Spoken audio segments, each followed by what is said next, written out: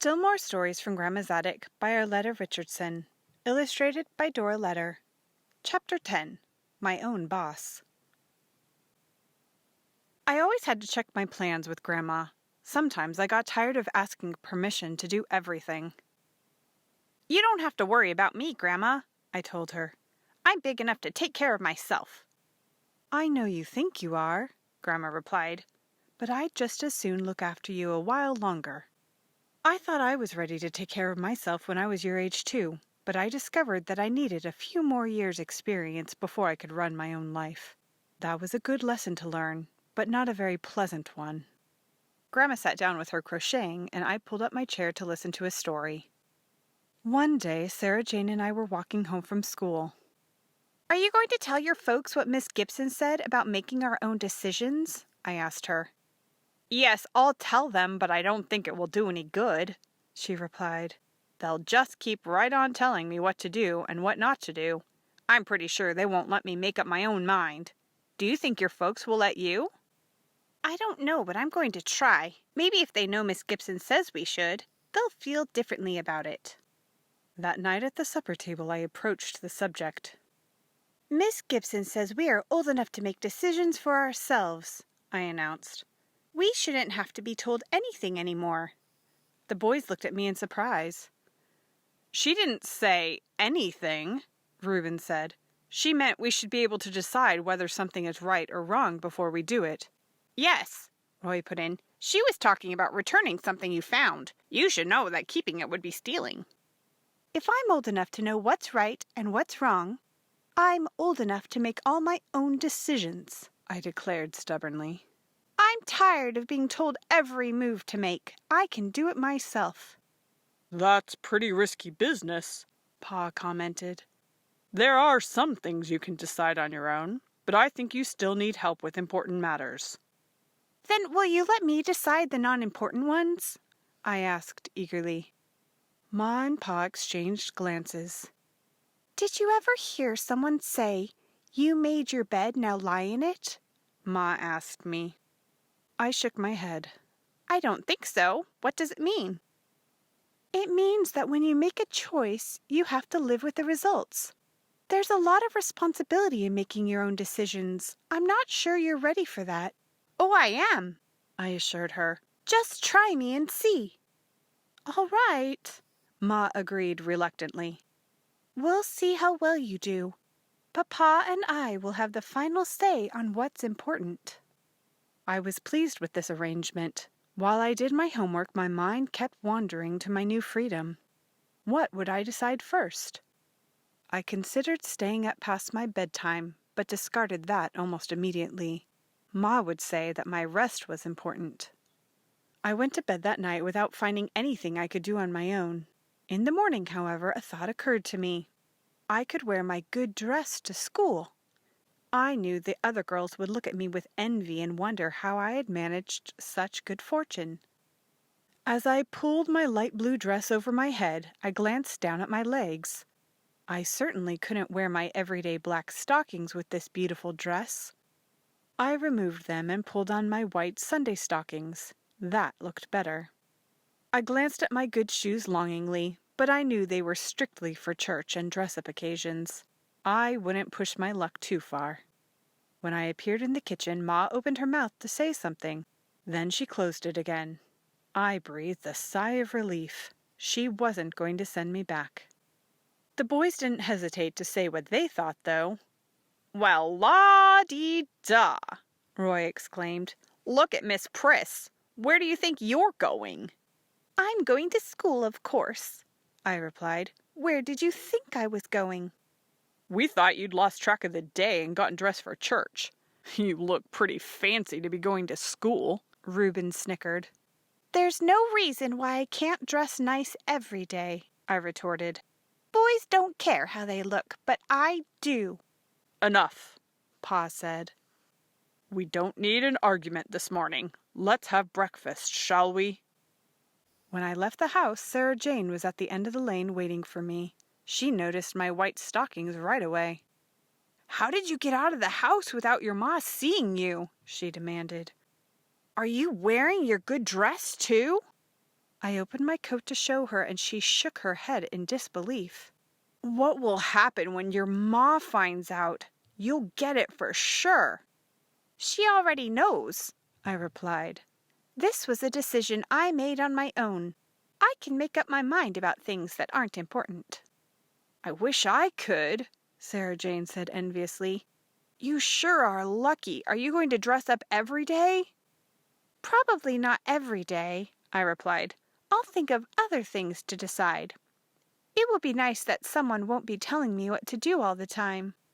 Sarah Jane agreed, and we hurried on to school. We were early, and there was a game of hopscotch started on the school ground. Come on, Mabel, let's play, Sarah Jane said. We have a few minutes before the bell rings. I guess I'd better not, I replied. I don't want to get my stockings dirty. I went over and leaned up against the building to watch the others. I was sad about not joining them, but I comforted myself by thinking how nice I looked. I was sure the other girls would notice, and I wasn't disappointed. They gathered around when I took my coat off and admired my dress. Are you going to a party after school, Mabel? Is this your birthday? How'd you get your mother to let you wear your good dress? I explained as modestly as I could and proudly took my seat. Even Miss Gibson remarked about how nice I looked. This would surely be one of the best days I'd ever had. During the morning, Miss Gibson announced that we would collect pussy willows from the ditch along the road. She looked at me doubtfully. "You'd better not, Mabel," she said. "I wouldn't want you to get grass stains and dirt on that nice dress." So I stayed with my books while the others waded happily through the weeds. I could hear them shouting back and forth to each other, and I wished I could be out there with them. But there was a price to pay for looking beautiful, and I was willing to pay it. At noontime, I ate carefully and then stood and watched everyone play ball or tag. This would not do for every day, I decided. It was too lonely being left out of everything. In the afternoon, we had penmanship. When we had made a good copy of the day's lesson on our slate, we were allowed to put it in our copybooks in ink. I always enjoyed this class and took great pride in keeping my copybook free of blots. So far this year, it was in perfect shape. Sarah Jane and I had just opened the bottle of ink we shared when someone bumped our desk. "Oh, it's tipping!" Sarah Jane cried. She reached to grab the bottle, but the ink was streaming down the desk. Quickly, I moved my copybook out of the way, allowing the ink to roll into my lap. "Don't stand up, Mabel, or it will get all over your stockings!" Sarah Jane screeched. But she was too late. I was already standing up. The ink rolled down my dress, onto my stockings, and then splattered all over the floor. Miss Gibson was sympathetic, but she couldn't do much to get the stain out of my clothes. I finished the afternoon in a state of gloom. "At least you didn't ruin your copybook," Sarah Jane comforted me as we left school. "You can display it at the end of the year." "That's great," I replied glumly. "Now, if there were some way I could wear my copybook to church, everything would be all right. I sure hate to have Ma see this." "What do you think she'll say?" "She's already said it," I told her. "I've made my bed and I have to lie in it." Sarah Jane digested this information in silence. "That sounds like something my mother would say, too. Half the time I don't know what she's talking about. I never ask because I probably don't want to know." "I guess I won't go home," I decided. "I don't think that's such a good idea," Sarah Jane protested. "You can't stay away until you grow up. Besides, where would you sleep tonight? I think you'd better go and get it over with. Have you ever tried crying real loud to get out of being punished?" "That's a worse idea than not going home," I replied. "I'd get punished once for whatever I did and once for trying to get out of being punished." I sighed. Ma said if I made a choice, it would be my own responsibility. I might as well tell her what happened. "Maybe you wouldn't have to let her know right away," Sarah Jane suggested. I shook my head. "That wouldn't do any good. She'll have to know sometime. The longer I wait, the worse I'll feel. I'll just go on in and get it over with." "Well, good luck. I'm glad it's not me." Sarah Jane wasn't much comfort, but I knew what she meant. Ma wasn't in the kitchen when I got home. I put my lunchbox on the table and went to my room to change my clothes. When I heard her come in, I carried the dress and stockings to the kitchen. It was an accident, Ma. Someone bumped the desk and the ink tipped over. I couldn't help it. I'm sorry, Mabel. The accident might have happened no matter what you had on, but it couldn't have ruined your best dress if you hadn't been wearing it. I guess you can see that you made the wrong decision. I nodded dismally. Are you going to punish me?